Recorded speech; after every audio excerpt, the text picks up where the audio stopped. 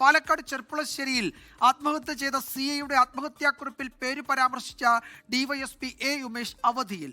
കോഴിക്കോട്ടെ ബീച്ച് ആശുപത്രിയിൽ ചികിത്സയിലാണ് ഡിവൈഎസ്പി ഉമേഷ്. ഇപ്പോൾ YS അഭിനന്ദാണ് വിശദാംശങ്ങളുമായി ചേരുന്നത് കോഴിക്കോട്ട് നിന്ന്. അഭിനന്ദ്, ഈ കത്തിലെ വിവരങ്ങൾ പുറത്തു വരികയും അതൊരു റിപ്പോർട്ടായി കോടതിയിൽ സമർപ്പിക്കപ്പെടുകയും ഒക്കെ ചെയ്ത പശ്ചാത്തലത്തിലാണോ അദ്ദേഹം ചികിത്സ തേടിയത് പെട്ടെന്ന്?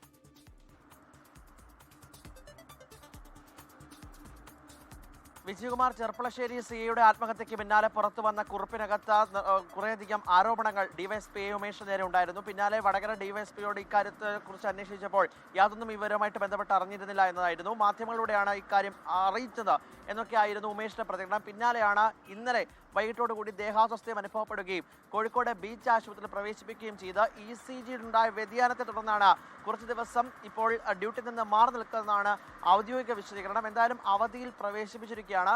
ഇക്കാര്യത്തിലടക്കം ഉമേഷിന്റെ പ്രതികരണം നമ്മൾ ഇന്നലെയും തേടിയപ്പോൾ അദ്ദേഹം ഈ വിഷയവുമായിട്ട് ബന്ധപ്പെട്ട് മറ്റൊന്നും പ്രതികരിച്ചിരുന്നില്ല. ആത്മഹത്യാ കുറിപ്പിനകത്ത് ഈ ചെർപ്പളശ്ശേരിയിലെ CI ആയിട്ടുള്ള ബിനു തോമസ് വ്യക്തമാക്കിയത് ഇപ്രകാരമായിരുന്നു. 2014 യുവതിയെ അനാശാസ്യത്തിൽ പ്രതിയായിട്ടുള്ള യുവതിയെ ലൈംഗികമായി പീഡിപ്പിച്ചു എന്നുള്ള ഗുരുതരമായ ആരോപണം വടകര ഡിവൈഎസ്പിക്ക് നേരെ ഉണ്ടായിരുന്നു. അതിന് പിന്നാലെ അദ്ദേഹം മറ്റൊരു പ്രതികരണത്തിനും തയ്യാറായില്ല. ഇപ്പോൾ കോഴിക്കോട് ബീച്ച് ആശുപത്രിയിൽ ചികിത്സയിൽ തുടരുകയാണ്.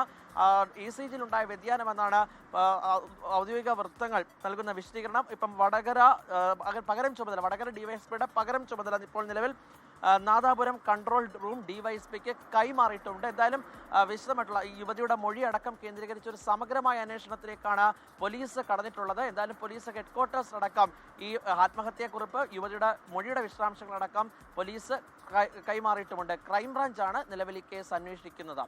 വിജയകുമാർ. YS അഭിനന്ദാണ് വിവരങ്ങൾ നൽകിയത് കോഴിക്കോട്ട്. ലോകത്തെവിടെയായാലും ഏത് സമയത്തും 24 വാർത്തകളും ഓഗ്മെന്റഡ് റിയാലിറ്റി പാക്കേജുകളും എക്സ്പ്ലെയിനറുകളും വിശദമായി കാണാൻ ഞങ്ങളുടെ YouTube ചാനൽ നിങ്ങൾക്ക് സബ്സ്ക്രൈബ് ചെയ്യാം.